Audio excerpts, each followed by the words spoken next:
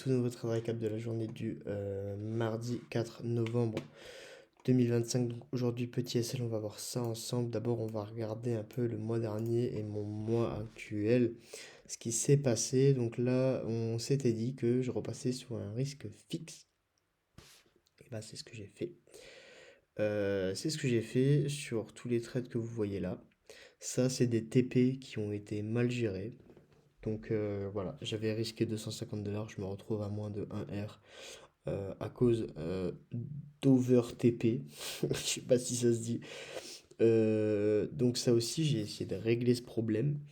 C'est pour ça aussi qu'aujourd'hui, je me suis fait SL d'ailleurs. Donc on va voir ça ensemble. J'aurais peut-être dû me mettre à BE. Bref, on va voir ça ensemble. Là, vous voyez, attendez, juste hop, il est ici. Ici, donc voilà, aujourd'hui, moins 221,18 $ sur un trade et on va voir ça ensemble. Donc, pour vous montrer un peu, voilà, sur le mois dernier. Non, là, c'est sur ce mois du coup.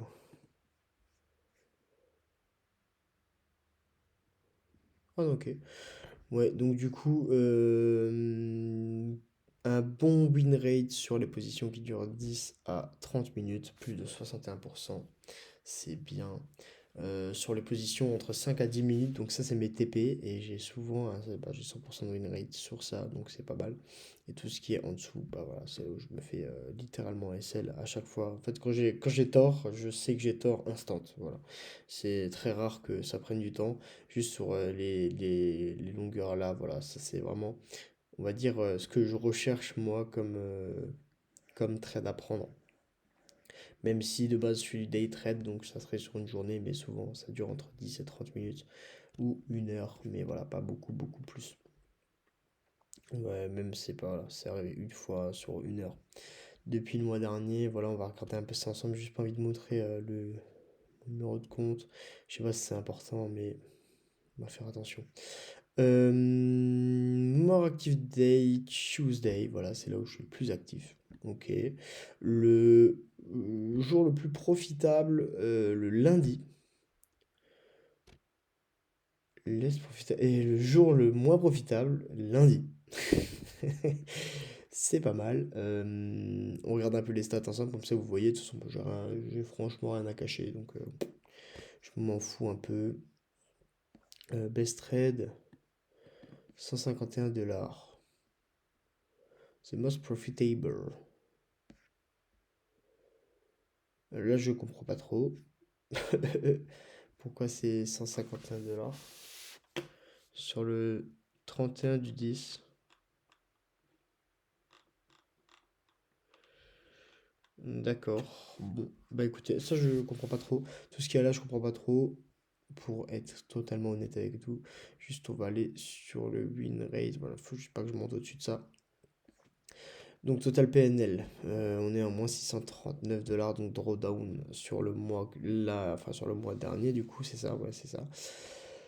Jusqu'à 11 6 jusqu'à aujourd'hui. Donc voilà, moins 639 $, un win rate de 51,52%, c'est propre. Mais il y a eu le fait que j'avais pas un risque fixe et là maintenant j'ai un problème d'over-TP. Donc aujourd'hui je l'ai fixé, je vais continuer à le faire dans tous les cas parce que du coup je veux maximiser mes gains, on en avait déjà parlé. Donc voilà, day win, ça je sais pas ce que c'est. Of win trade today, 33%. Voilà, donc voilà. Bref. Ok, allez c'est parti, on va regarder le petit trade récap. Donc on va aller directement en daily. Daily, on voit quoi? Daily, on voit qu'on revient dans le gap juste ici, daily, à l'ouverture. Donc, on cherche bien évidemment des buy. Je suis dans l'optique d'acheter. On revient dans un gap qui n'a pas été recomblé. C'est un gap de la semaine dernière encore. Pas de, enfin, il y a 2 semaines, 2, 3. Ouais, c'est ça. Non, c'est l'ouverture de la semaine dernière, pardon. Je raconte n'importe quoi. L'ouverture de la semaine dernière. Donc on est revenu dedans, c'était parfait. Hop, on voit ici qu'on a eu une... Attendez, j'ai plus envie de voir... Ouais, voilà, c'est ça. on avait eu une première réaction, si je dis pas de conneries, à minuit. Ah non, j'ai dit, j'ai cru avec mon trade, mais en fait non. On n'avait pas de réaction, justement, ouais, à minuit.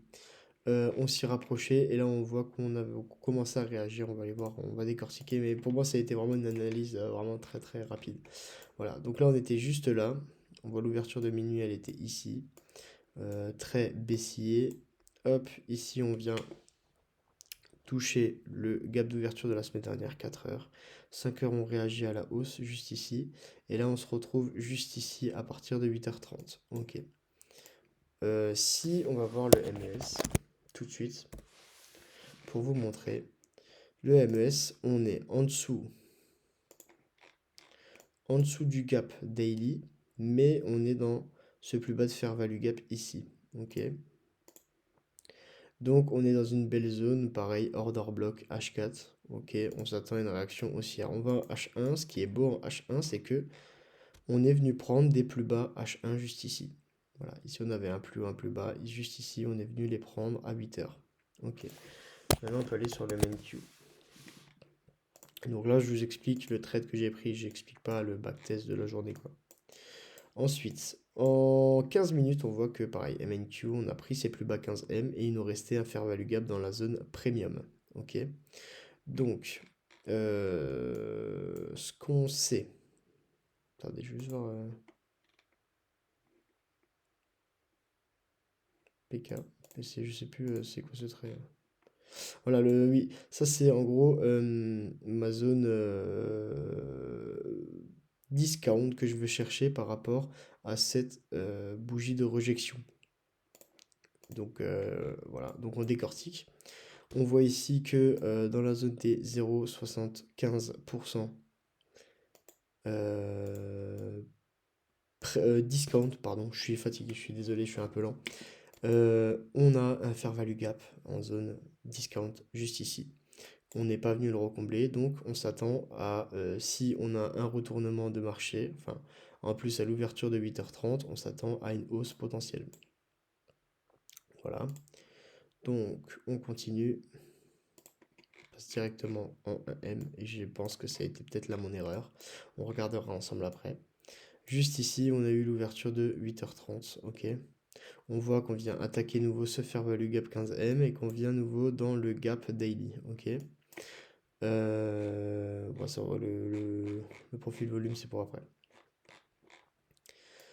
On voit qu'on attaque, hop, juste ici, et là, hop, on voit qu'on attaque à la hausse. Voilà. On crée un fair value gap 1M et on vient le ticket, réaction à la hausse. Et moi, j'entre, hop, après cette deuxième bougie, donc après la clôture de celle-ci, je rentre juste ici en position longue. D'ailleurs, du coup, il est un peu mal placé, il était à peu près vers là. Voilà. Donc voilà, en position longue, pourquoi? Parce qu'on a eu cette réaction dans le fair value gap et qu'on a inversé ce fair value gap juste ici. Et en plus, on revient dedans, réagir dans cette fair value gap. Donc le prix part à la hausse, c'est parfait. Ici, on revient réagir dans les 50 de ce IFVG juste ici. Hop, on voit qu'on range, on repart à la hausse. Et j'avais un TP1 placé là, au-dessus du plus haut du retracement 50% de cette zone ici, de là à là. Ok, donc j'avais un TP1 ici, que au final j'ai déplacé ici, sauf que là c'est aussi peut-être ma faute d'inattention, mais j'avais pas les deux écrans, donc j'ai pas forcément fait attention avec. Je suis où? Mais je comprends. Attendez. Là. Hop. Juste ici, on voit que sur le S, à 8h54, on est dans la zone de retracement 50%. Et ici, on y est. 8h54, on est où? On est, hop, juste ici. Donc, on est juste en dessous. Donc, voilà. Et le prix vient réagir à la baisse. Il vient liquider cette zone. Donc, il vient ticker de nouveau cette zone. Juste ici où je me suis fait SL. Voilà. Donc, moins $220 sur cette position. Ok. Après, je suis rentré avec les 20 derniers dollars qui me restaient juste après, parce que du coup, là pareil, on a eu inversion de ce fair value gap initial, ok, qu'on a vu à l'ouverture de 9h30. Hop. On vient ici réagir à la hausse, on revient réagir dans la zone des 50. Je suis rentré juste ici, un ASL placé ici, et j'ai laissé le prix courir. Donc là, j'avais un peu pas perdu espoir, mais bon, c'était mes 20 derniers dollars. Je voulais pas qu'il m'arrive un truc de ouf. Et je l'avais placé, j'avais placé un TP au-dessus de ces hauts, je crois. Je m'y attendais pas que ça y aille, c'était juste voilà pour entre guillemets pas me prouver que j'ai raison, mais bon pour les 20 derniers dollars qui me restaient, je voulais prendre le mouvement, donc voilà, je suis monté à 100 dollars de bénéfice ici. Et BE juste ici sur la deuxième position. C'est là où on a eu l'ouverture de 9h30. Ok, maintenant on va décortiquer tout ça ensemble, je vais juste tout supprimer. Donc on a le contexte au time frame avec le gap plus le fair value gap. Maintenant on va voir juste dans les... Voilà, juste ici. C'est ça qui peut-être m'a baisé. Parce que si... Hop.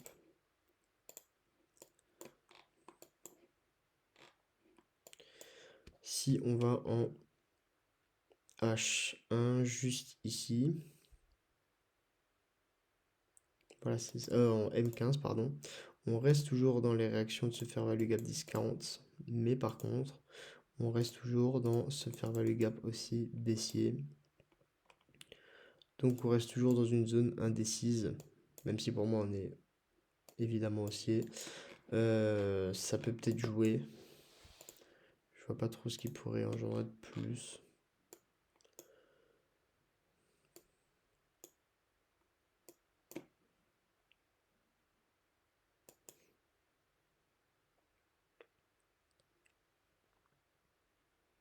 Ok.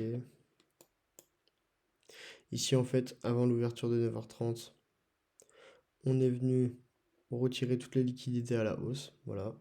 Ici, on est venu une fois manipuler. Hop. Une fois ici, on enlève les liquidités baissières. On enlève haussières. On les réenlève ici. Et on les réenlève ici, en gros, dans l'idée.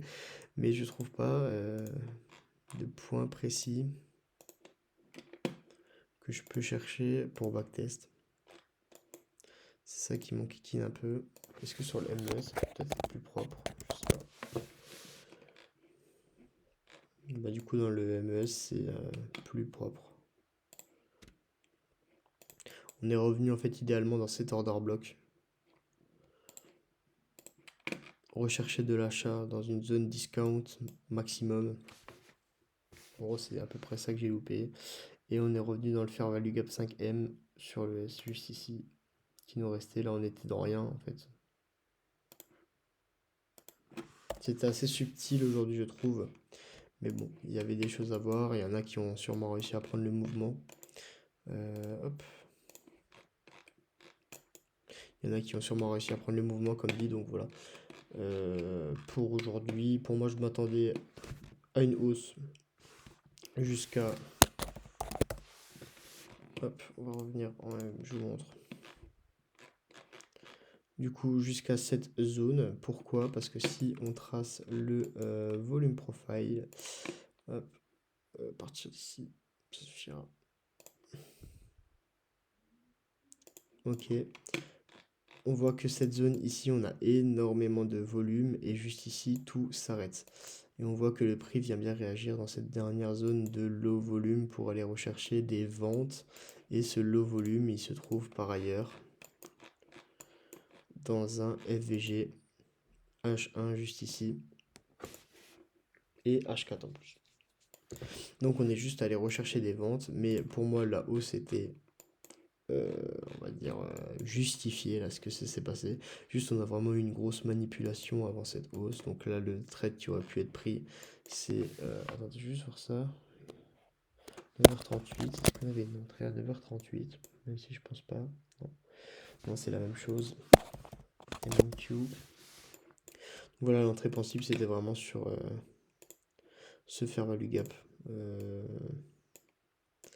Voilà, sur ce fair value gap M1, On peut même peut-être rentrer sur du M3, ce que j'ai vu.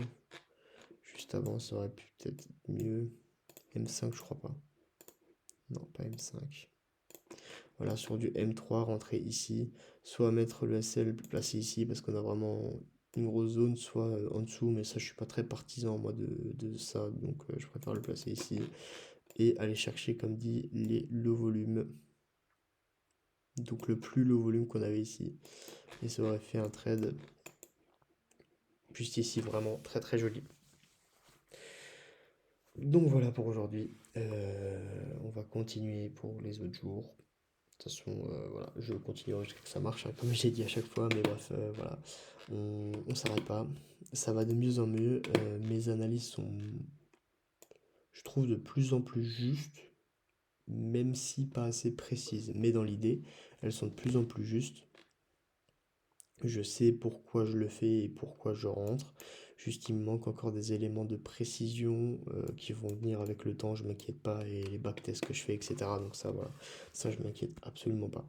Donc bref, j'ai beaucoup parlé aujourd'hui, mais peut-être que j'en avais besoin aussi. Donc voilà, sur ce les gars, moi je vous fais des gros bisous. On se voit pour le prochain trade récap, sûrement demain, parce que il y aura juste vendredi, du coup je vais pas trader.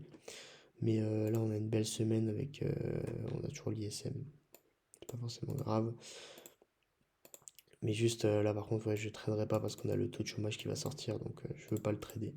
Mais du coup voilà, demain c'est possible que je trade, il n'y a pas de souci. Après-demain aussi, juste je ferai attention par contre à 11h. Soit de clôturer ma position, soit de me mettre à BE. Un des deux. Je verrai si je suis encore en position ou pas. Donc voilà. Sur ce les gars, moi je vous fais des gros bisous. On se voit pour le prochain trade récap. Bye bye.